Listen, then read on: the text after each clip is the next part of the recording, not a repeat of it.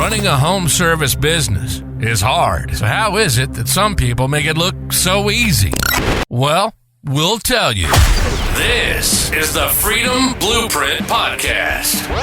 It's always good to hear the wins that successful contractors have. But have you ever thought that the best advice would be to hear about the speed bumps they encountered, the mistakes they've made along the way? We're going to talk about the good, the bad, and the ugly. We want you to be successful and avoid the mistakes others have made. Let's get this party started. Welcome to the Freedom Blueprint Podcast. Now your host, Justin Deese. Welcome back to another episode of Freedom Blueprint Podcast. I'm your host, Justin Deese. And if you're watching us on YouTube, you can see that we got Tyler Williams hanging out with us in studio all the way in Florida, all the way from Alaska. Yeah. All the way to Florida. Yeah, but I broke that trip up by like 3 weeks. Yeah. So we're gonna dive in a little bit about your journey today and about how you even got into trades. It's a really cool story. A lot of people might know your brother as well. You're in town because your brother's having an event, the Wealthy Plumber event. So we're both gonna be hanging out there, and we're probably gonna be shooting some cool stuff there too. But I hope so. Every time I do an event, it's like, whoa, geez, this is unique. I gotta milk it. Yeah. Well, it's fun. You get so many people in one room. We live in an online world to where there's so many times with people that you probably work with and have for years. Yeah. That you've probably never even met that you'll get to meet. No, I'm excited. There's definitely a number who are coming that I'm like, I finally get to get in a room with you. Yeah. We've had so many Zoom calls. Yeah. I can see how tall you are. Or lack of. I don't know. Don't judge me. Don't judge me. It's funny. A lot of times I meet people and they're like, I thought you were taller. I'm like, the camera's above me. I don't know why you would think. I always think it's funny. Some people think I'm shorter. Some people have been like, I thought you were thinner. And I'm like, well, thanks. But yeah, so we're going to find out a little bit about his journey, his business, how he helps trades businesses. And that's just kind of what we're going to do today. So thank you for coming and hanging out. And we're excited to learn a little bit more. So tell us about your business now. Okay. My business now is a marketing agency and we serve plumbers. Like that's the shorthand of it. We made that shift 4 or 5 years ago. Okay. Really, it was right after COVID that I decided, okay, we had good experience with my brother's plumbing company in Fairbanks. Guess what? There's plumbers everywhere. So let's niche in and see if we can because we were statewide in Alaska. Right. And even then we got capped. It was like, you either get capped on how many businesses are around or how many different methodologies you can duplicate. And so it became, it's too hard to have all businesses of all types. Let's narrow in and let's make a larger focus on digital versus traditional as we did that. And so, and so here we are today. I think we've got like 75, 80 clients now. We're somewhere in there. Awesome. We onboarded one today and I'm like, I don't know what count we're at. But, so it's been an interesting journey.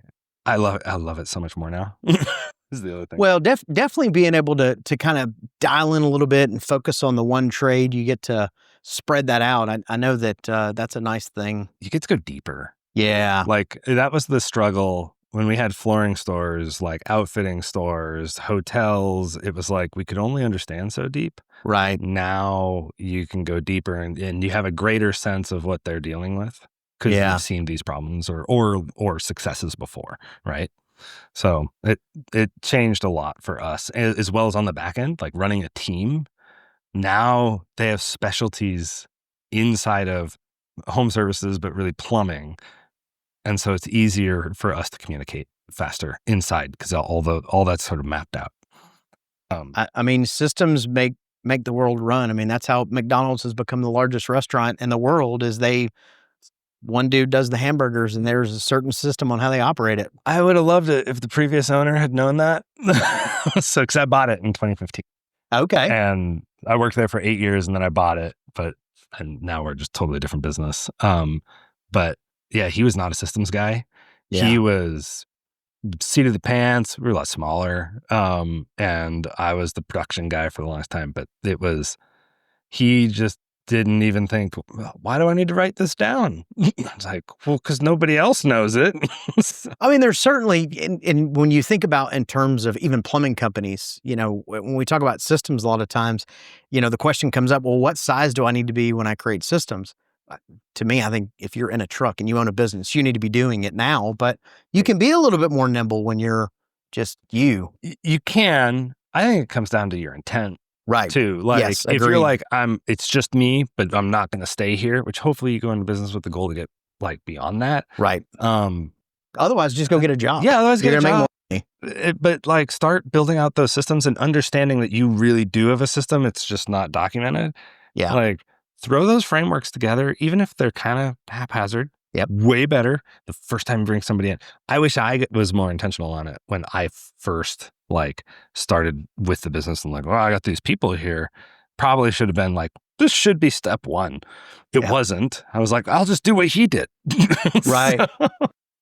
Yeah, there's systems in everybody's business. A good point. It's either intentional or you're intentional about it, or someone else's that haphazard system, and that never works out for the owner. Ever. Never. I was on the short end of that stick for a long time. Yeah. Where I was like, why is this so hard? How can I I'm tapped. Yeah. So, and now the things happen without me. And now I have, and this is in general business. I think this is all businesses, not just marketing agencies, but now their systems are actually being created by other people. And then I go this system is done, right? I don't have to make the system. I just got to know the system is done. Right. Yep. It's ready to go. It's like, okay, cool. Let's see how it runs. So how did you even get started in because you said now you focus on digital. Before it was more just an overall marketing, right? Yeah. So marketing and advertising are kind of a blended term these days, right? Yeah. So we were an advertising agency, and I'm still very ads forward. I graduated high school and didn't know what I wanted to do. I was ripping windshields out of cars and replacing them. Hopefully it's a job. It was a job. It was, no, I hated the job, but I was the only one who was good at admin and doing all the insurance paperwork and stuff. So the owner really liked me, but my manager knew I liked video work and was like, have you ever thought about advertising? Go make TV ads. Cause that was the thing in 2004. Yeah.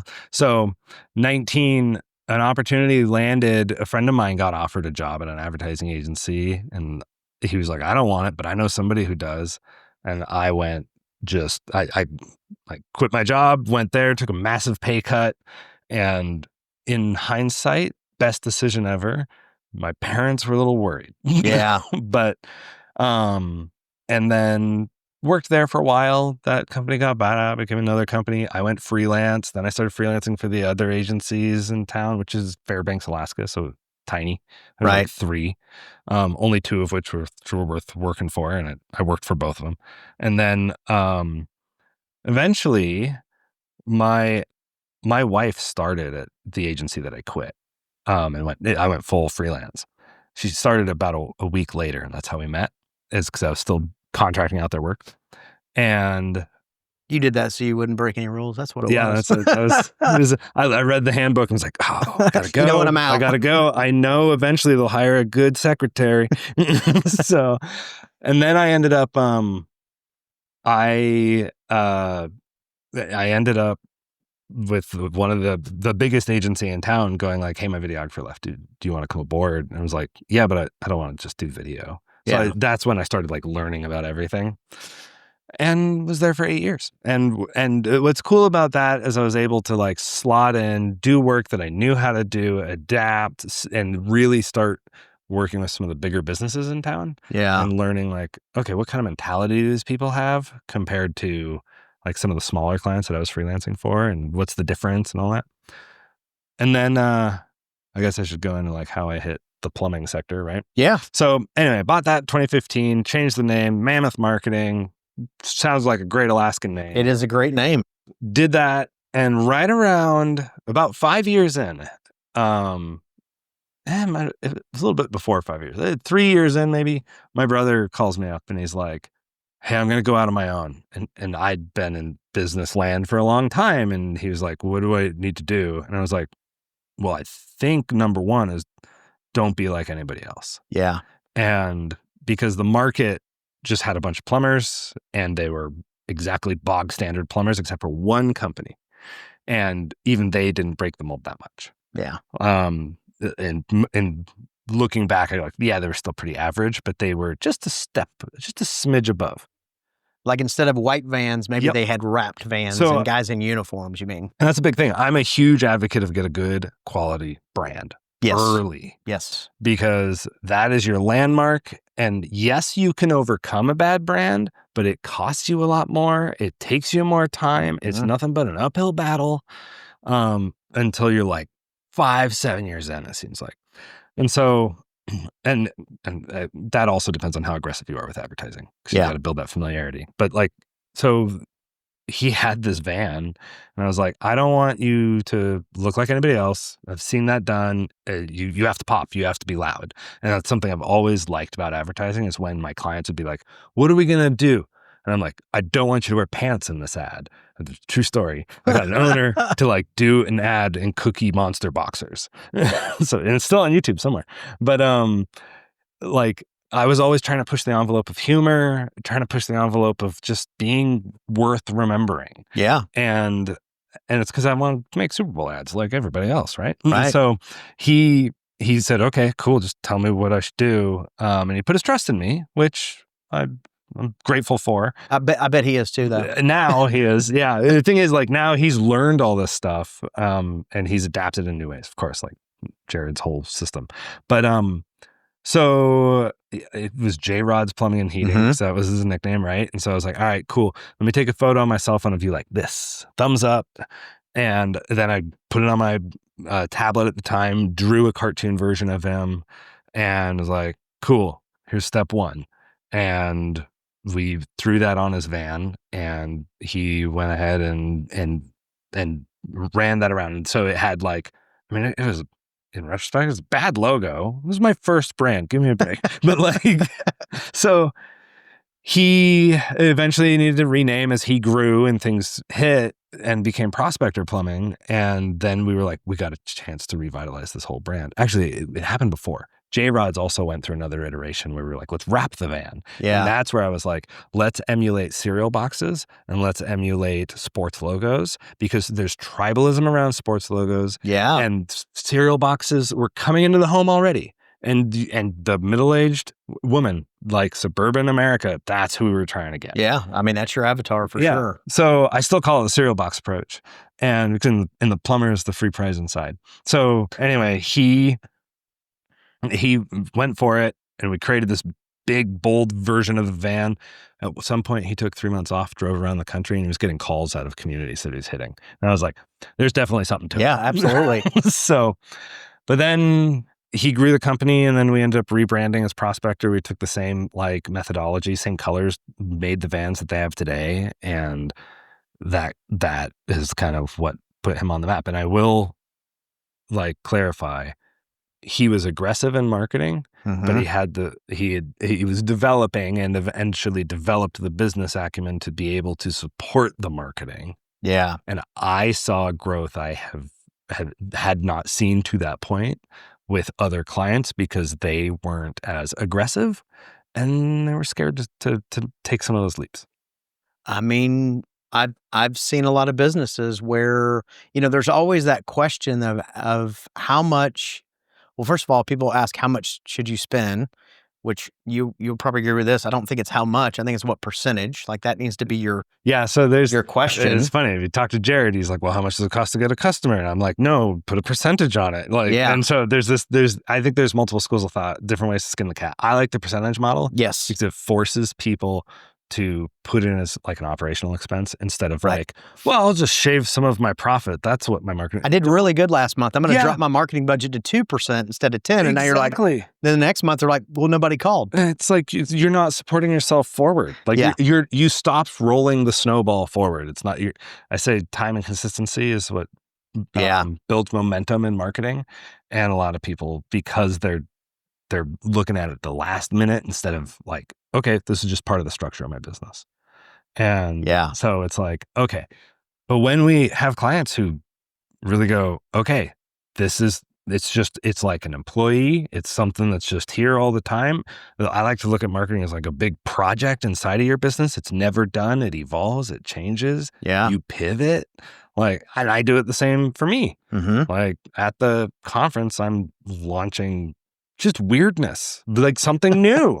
And I'm like, cool, let's put this out there. And so, and I think every company should be using their marketing budget consistently and trying to inch forward in a series of experiments.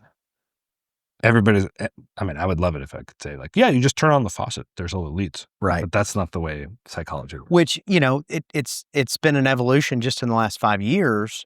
Well, I'll say 10 years. I can remember the other plumbing company that we used to have.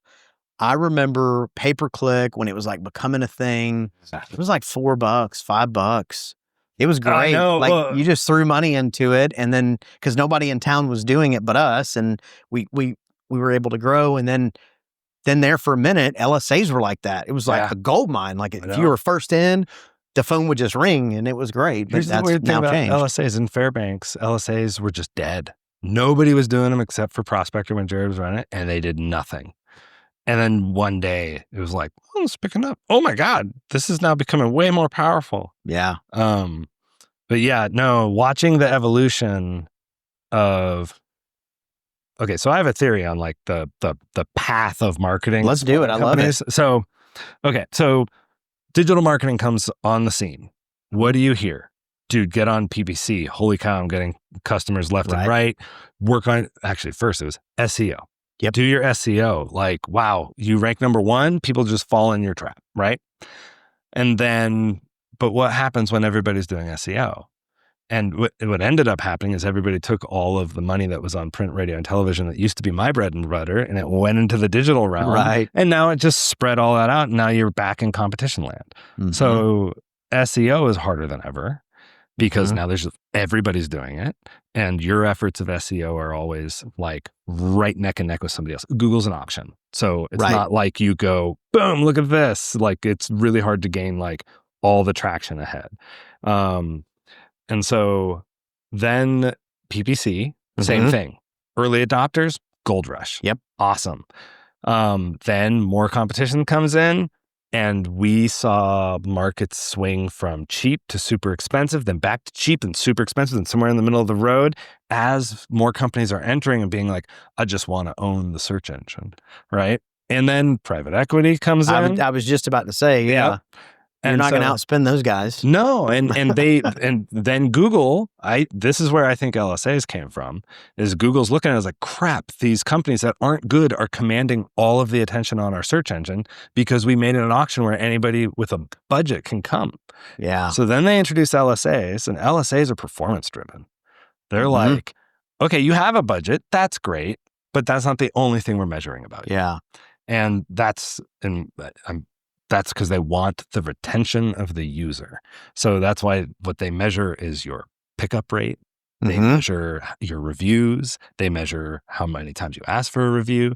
I think they're also, if they aren't measuring, it's very possible that they are thinking about measuring whether or not you fill out the form on the back of LSAs. It's like, what's their name? What's their phone number? We were very methodical about that at the beginning. Even now, like that was just part of what they did every day was fill that out because Google's in the information business, so they want the information. Yeah. So it's like, well, let's just be their bestie. Even if it doesn't matter, we'll be their favorites. Exactly. Like they're a data broker. Yeah. Like, and so if you give them data, there's a higher chance of them smiling down upon you. That's how we always looked at it. Like, I don't know, maybe it works, maybe it doesn't. And that's the thing. And because it's Google and Facebook and all this stuff, like it's always changing. So those algorithms, they're pulling levers all the time behind, seeing if they can optimize. The computer's pulling levers, we're pulling levers, and it's just like it's this big fluid mass. And typically, they call it user experience.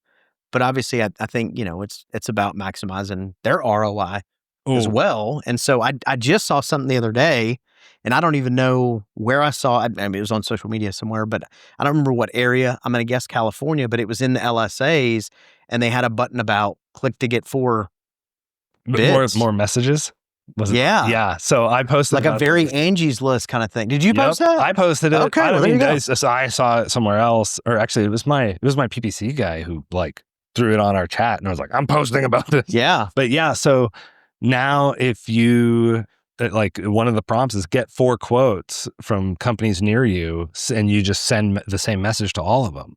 Like Google's they don't want any one company to command their search engine, because then they lose control. And they also want to make sure they're not on your side, they're on the customer side, which makes total sense. Right. Like, I'm not going to fault them for it. But I think that's one of the problems, is the narrative around marketing became dominate Google. And there's some truth to that. Sure. But the expectation became, you just do these simple steps, and within a short amount of time, you're going to be number one. You'll be flooded with leads. And the narrative in marketing hasn't changed enough, in my opinion. Yeah. Like, it's starting to, and people are heading back to brand building and more awareness, and more like build the relationships with the people through other modes of advertising. Remember, like home shows and Yep. local events and dog walking events. And so there was a brief period where you could build a company on digital alone. Mm-hmm. But now it's more expensive, and there's more competition. So your impressions get spread out. Everybody's fighting tooth and nail there, which means that you got to go back to where other people aren't. Yep. And there is something about being super tangible. That's events. Like, you're no longer this ephemeral thing on a phone. You're a physical thing. They've interacted with you. They've seen you. I mean, people do business with people they know, like, and trust. Yep. And when they meet you, unless you're a jerk, typically they like you, right? Yeah. If you're at a home show and you're like, here's a widget or piece of candy or something. I like to run by the drum of digital marketing and physical marketing. You cannot ignore one for the other on either end. They complement each other. And this is something that I learned from my predecessor. When we ran TV ads and radio ads, you had greater adoption for the business in the market. Those efforts stack.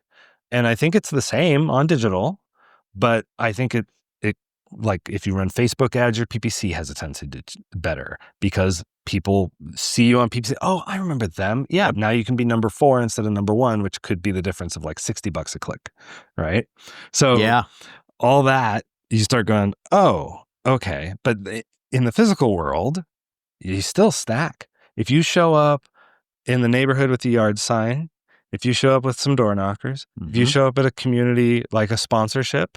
And I tell people, like, if you're going to sponsor, don't just be the logo on the back of the shirt.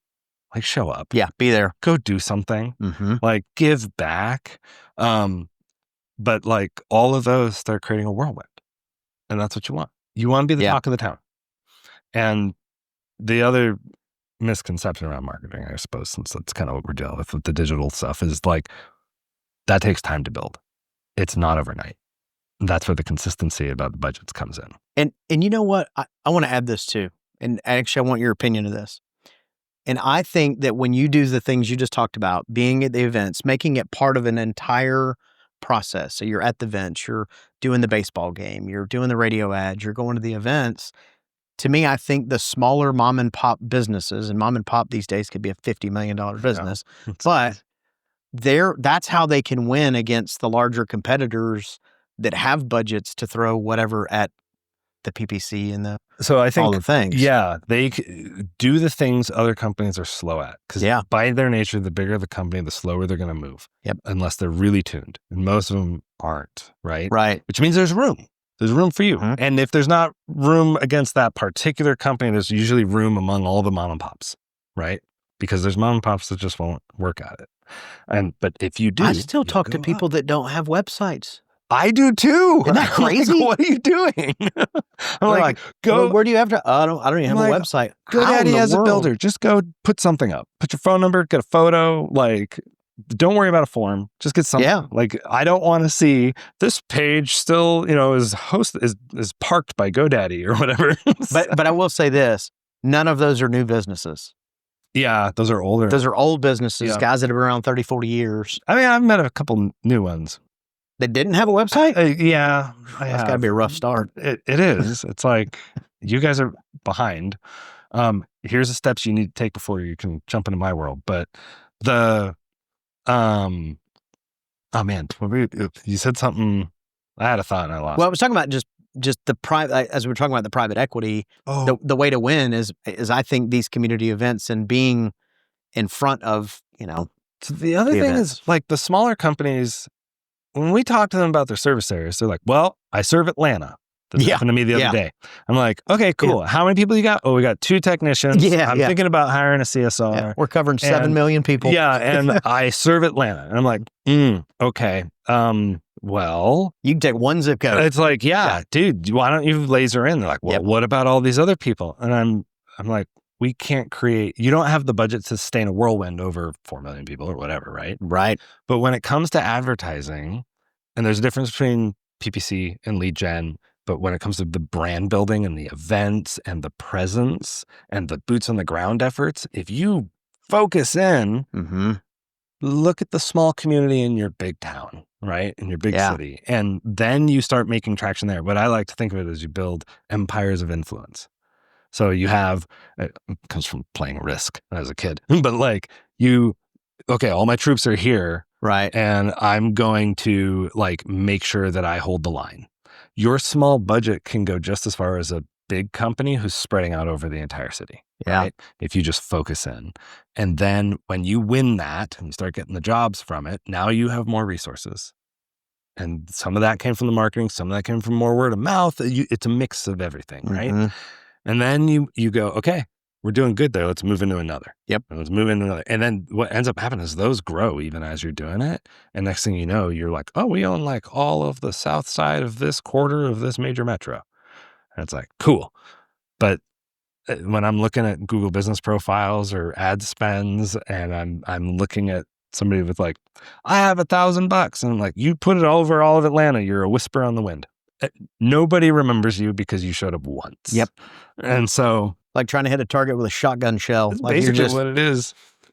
And what's funny is that's what people used to claim TV was. But with TV, you would still go nope, we want to be on ER.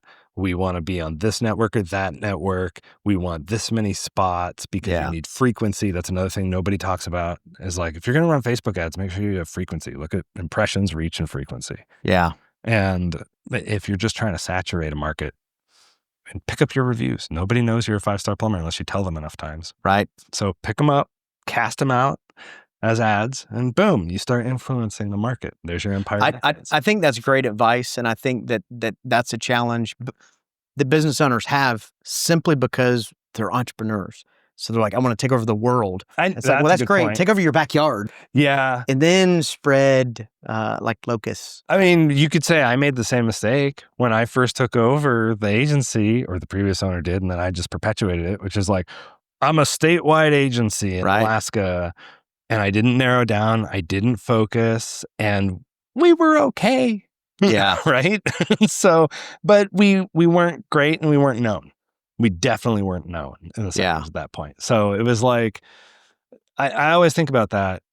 One client, I was on a call with him, and we've had him for years. I had him on my podcast, Nate Santos. Oh, I know him. Yep. You know Nate? He came to our event. He's going to be here. That we had in May. I love that guy. Really? I always got the cowboy hat on. And great dude. I love Nate. I got to remember to tell him. So I was kind of giving him a little bit of crap from the front of the room about a cowboy hat repair shop.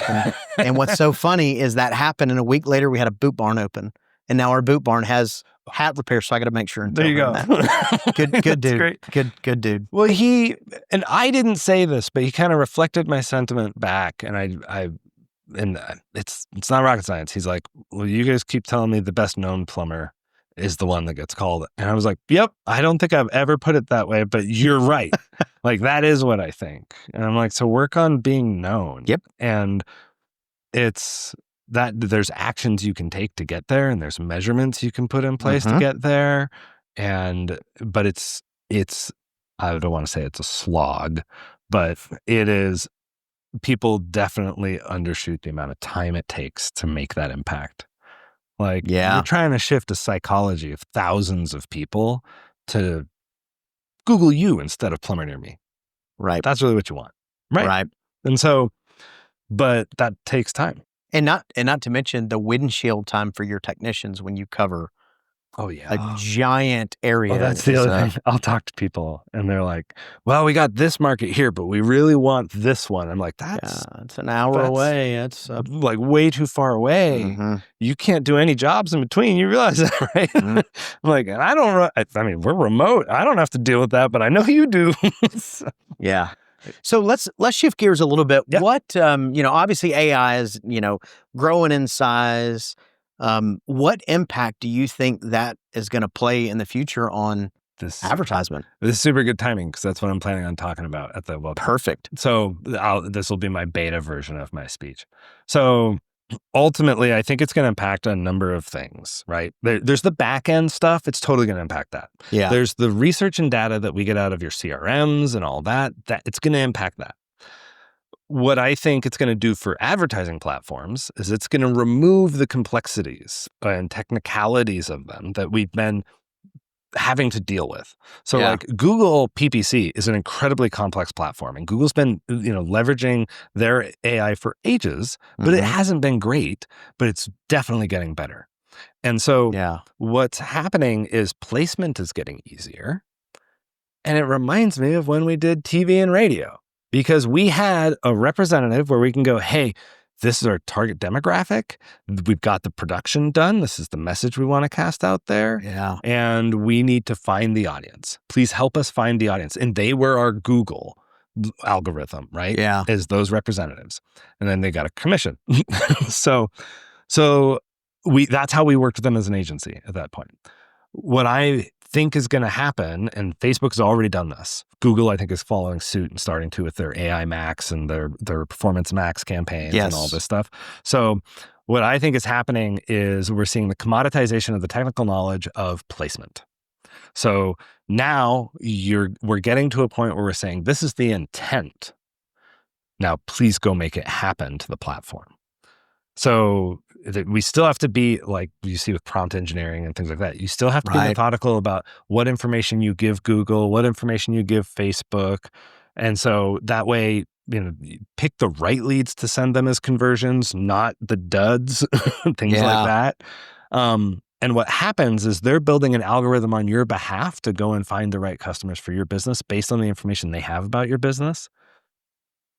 And this is where I think marketers will still end up in the mix, is we have to become masters of understanding, like, how do we speak to these platforms in a way that's more beneficial for your business? But I think it's going to become less about like, okay, we need to have these negative keywords in. We have to, like, don't run broad match keywords, which now you couldn't before. Like, all these little changes I think are going to smooth out. And so what does that do? That means that every company now has the ability to place ads with just as much fury as you. So that levels a playing field. Yeah. So now your competitive edge is gone. If you're like somebody who loves the complexity of your campaigns or whatever. And so me as an agency, says no of course one. I look at it. Yeah, I know. Like, says no business owner marketers are the ever. only ones, I guess. Yeah, exactly. So suddenly everyone can buy, everyone can do it, right? And we're already kind of in this world. Yeah. Like, there's a boost button on Facebook. It's the easiest thing to hit. And so I could start a plumbing business in 3 weeks. I'd be bad at it, but I could start a plumbing business and hit that boost button and be like, I'm serving there. I'll make a lot of mistakes if I didn't know it, if I wasn't a marketer. But so that's all getting commoditized. Advertising, the barrier for advertising will return to the era of, do you have the budget? We'll help you spend it, right? Yeah. That's what agencies and stations were. Then you run into creative. And AI is, of course, influencing creative. Yeah. So this is really interesting to me because I got into this field because I enjoyed the creative. I wanted to make the fun stuff, right? Right. So I think what's going to happen is currently we're in this era and age of this rapid innovation. And so you have slop, right? Mm-hmm. And AI slop, for those who don't know, it's like the crap that people just like publish. And I'm guilty of making some. But that's because we have to. And why we have to is because we have to become masters of new tools.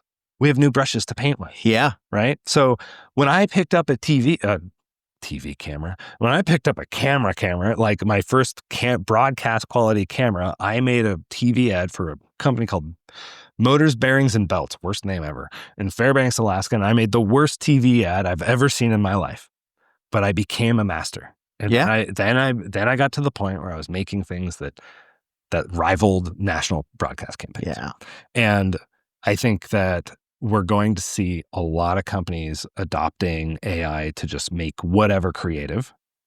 And then you're going to end up with essentially artists again having to be a differentiator, because when everybody can make a talking Yeti talk about your heating and cooling company, everybody will. Right. So and you then don't. It's the same as everybody else, right? And then you're playing a lookalike contest, and so like you have to differentiate, and that's what branding is.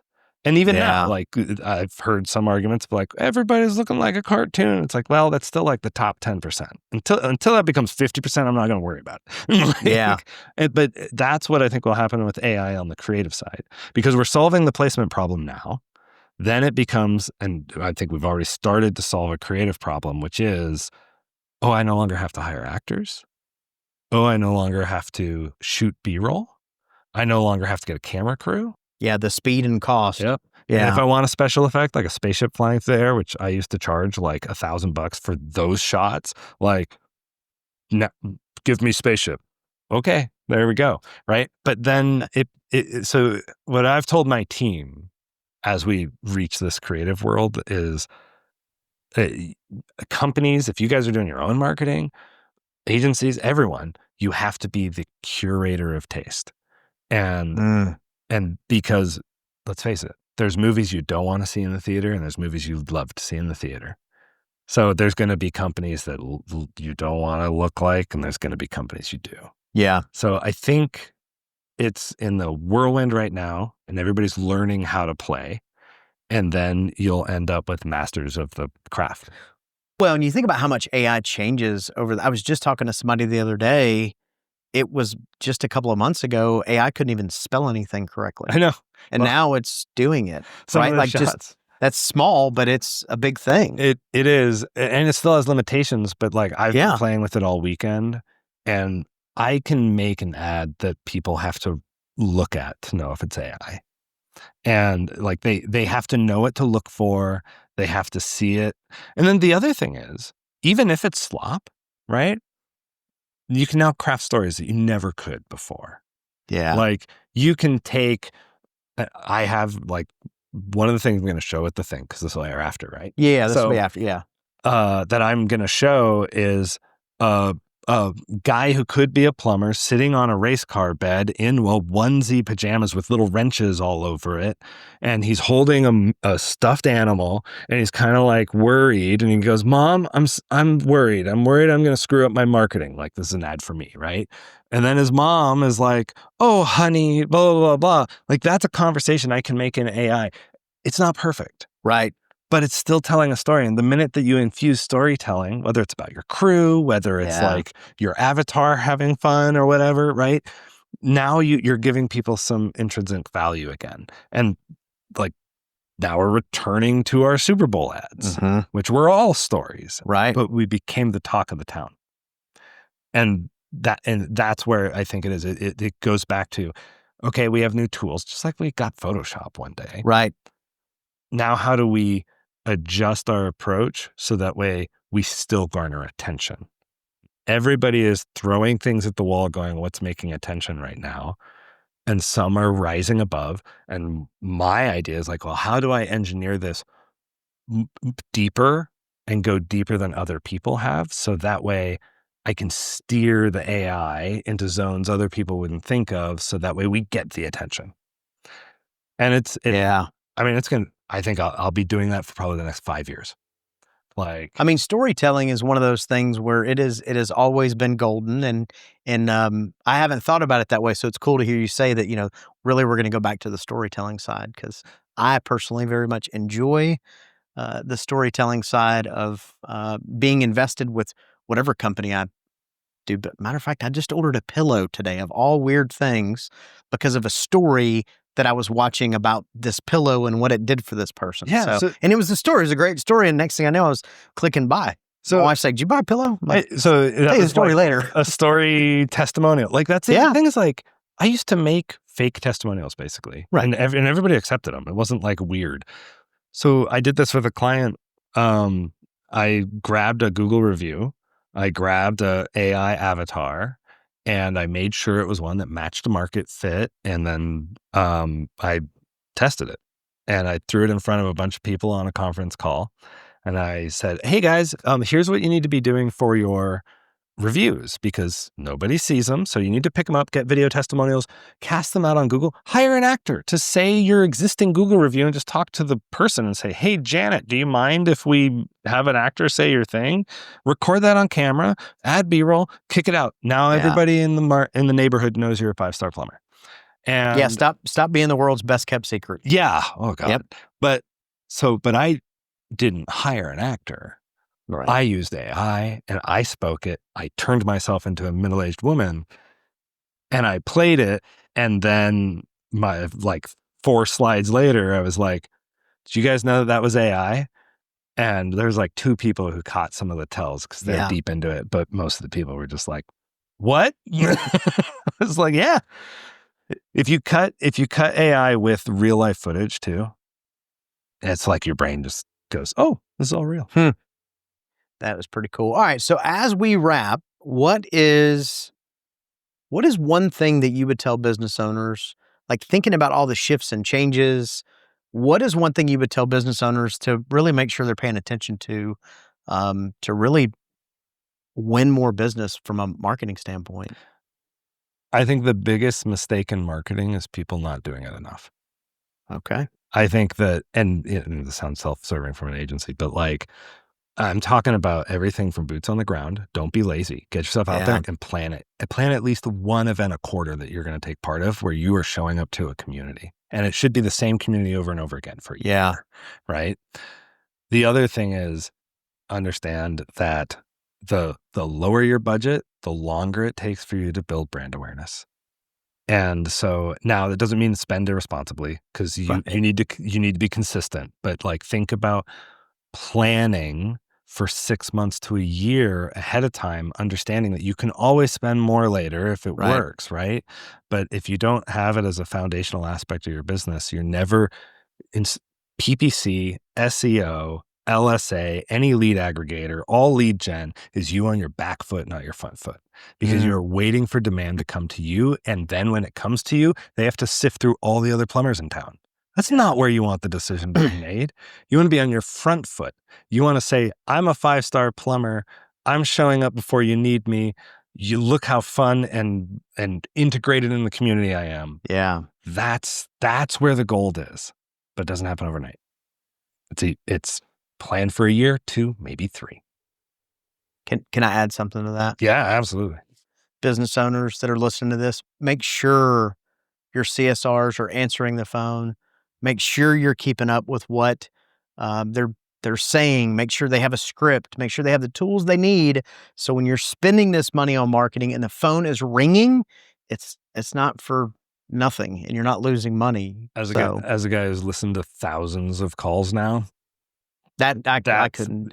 All my efforts would go to vain if that wasn't taken care of. Well, and I think that's part of the and all that's a good point. To tack onto that, anything you're going to do marketing is going to start with answering the phone. And there's obviously, if you don't have the tools to do coaching and training of it, we've got lots of friends in the industry that do it. There's a lot of really good ones. A lot of them have been on this podcast before, but good Lord, get help and make sure that they're answering the phone so that when you're spending, you're getting an ROI on it. You can't grow marketing spend later if you don't answer the phone. So you end up bread and water. Well, cool, man. I appreciate you coming and hanging out. I'm excited we get to spend a couple days in the beautiful Pensacola, and the weather's perfect. So it's not too hot. September, October.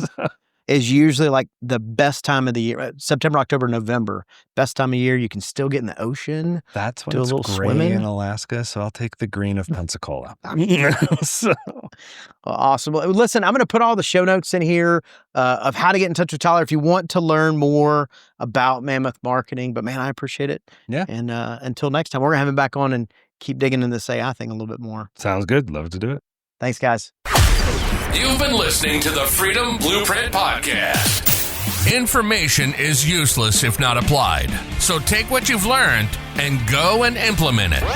We hope you've enjoyed the show. If you did, make sure to like, rate, and review. We'll be back soon. But in the meantime, find us on social media at Freedom Blueprint for Home Services and hit the website at www.freedomblueprintpodcast.com. See you next time.